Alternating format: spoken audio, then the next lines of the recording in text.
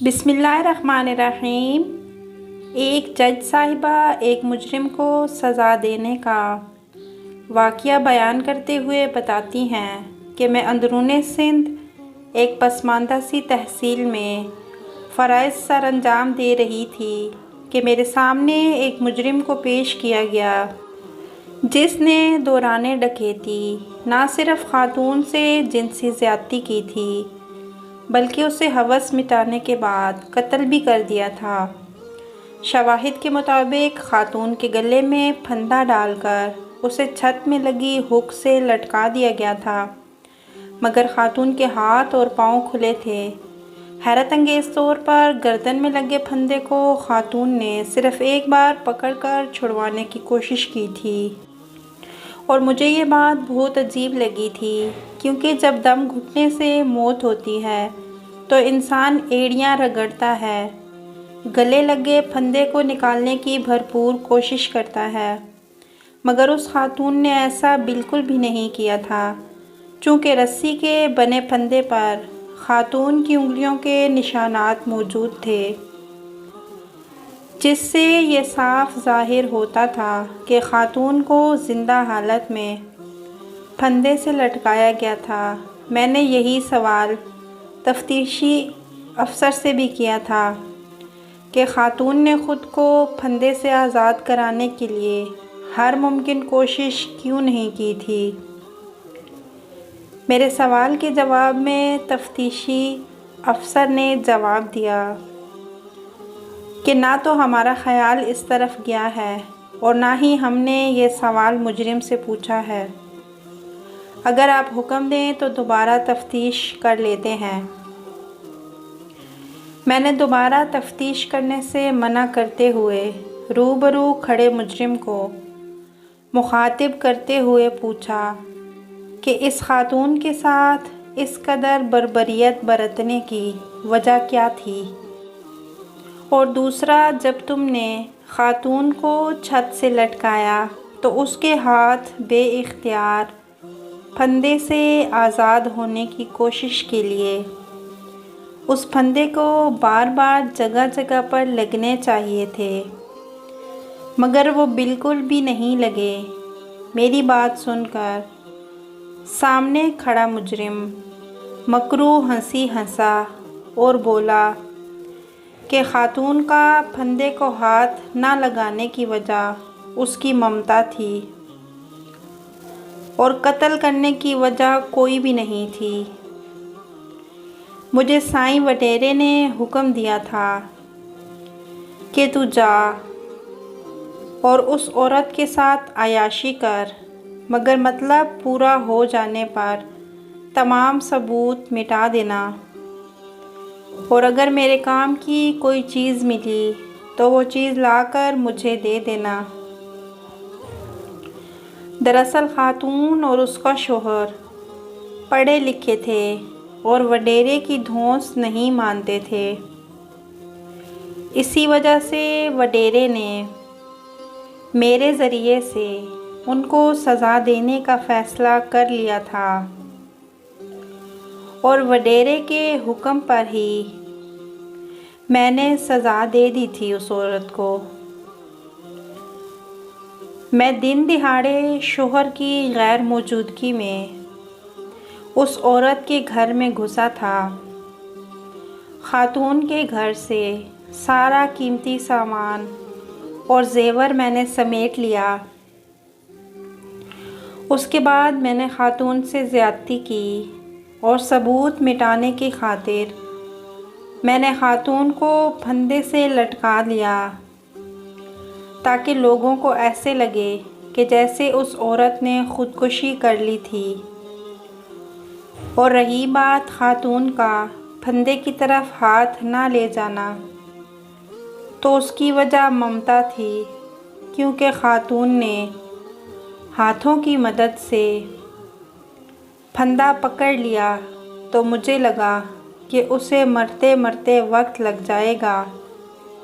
میں اسے بہت جلد مارنا چاہتا تھا، میرے پاس اتنا وقت نہیں تھا، لہٰذا میں نے اس عورت کی 1.5 سال کی بیٹی کو زمین پر گرا کر اس کے سینے پر پاؤں رکھ کر دبانا شروع کر دیا۔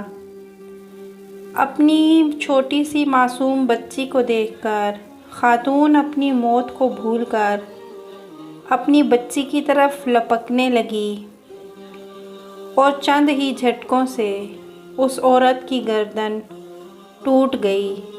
گردن ٹوٹتے ہی وہ عورت مر گئی۔ میں نے اس کی بچی کو وہیں پر چھوڑ دیا اور زیور اور نقدی کو اٹھایا اور وہاں سے نکل آیا۔ میں نے اپنی ضرورت کی چیز حاصل کر لی تھی اور سائیں کی ضرورت کی چیز سائیں کو لا کر دے دی تھی۔ سائیں وڈیرے کا وعدہ تھا کہ پولیس اور عدالت کو وہ خود ہی سنبھال لے گا، اسی لیے میں بہت زیادہ مطمئن ہوں، مجھے کوئی خوف نہیں۔ اس بات میں کوئی شک نہیں کہ ڈکیتی، زیادتی اور قتل کے باوجود بھی وہ شخص میرے سامنے یوں کھڑا ہوا تھا جیسے محض کوئی ٹریفک سگنل توڑ کر آیا ہو۔ اس کی بات ختم ہوئی تو میرے ذہن میں بیسیوں سوال اٹھے۔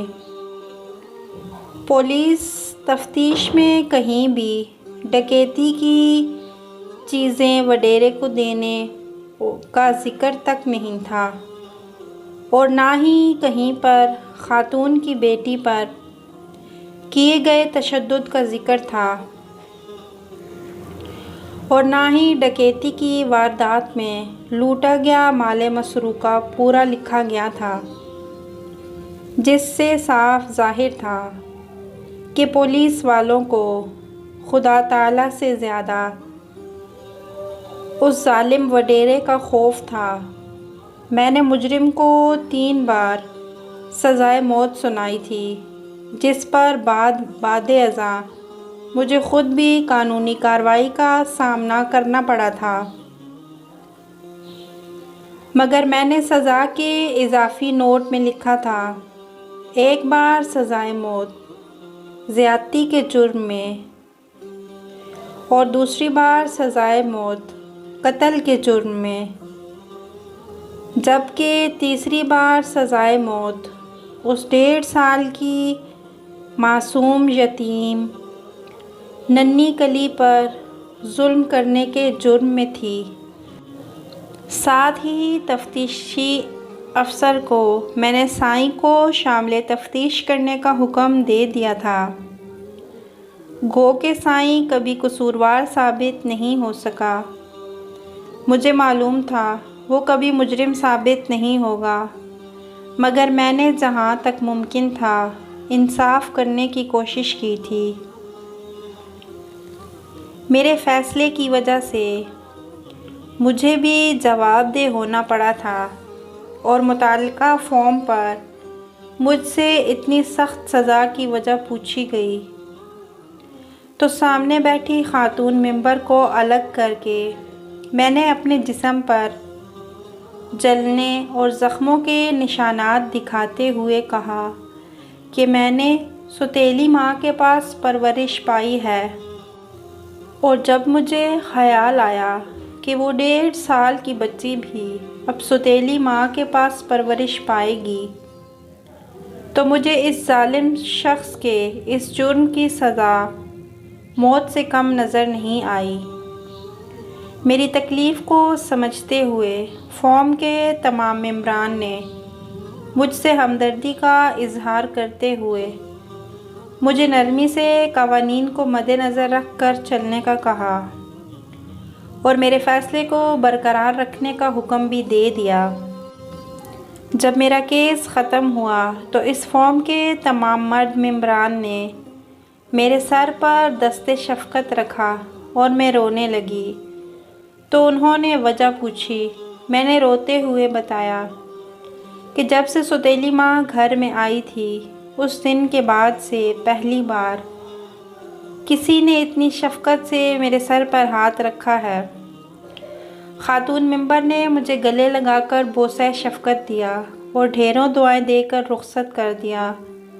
میری وہاں سے پوسٹنگ کر کے مجھے کراچی شہر میں بھیج دیا گیا، کیونکہ میں وڈیرے کے غضب کا شکار بن سکتی تھی اور کوئی مجھے بچا نہ پاتا۔ بقیہ ماندہ ملازمت میں نے کراچی شہر میں گزاری۔ اگر آپ کو ویڈیو پسند آئی ہو تو لائک کریں اور چینل کو سبسکرائب کریں۔ مزید ایسی اچھی ویڈیوز دیکھنے کے لیے جزاک اللہ۔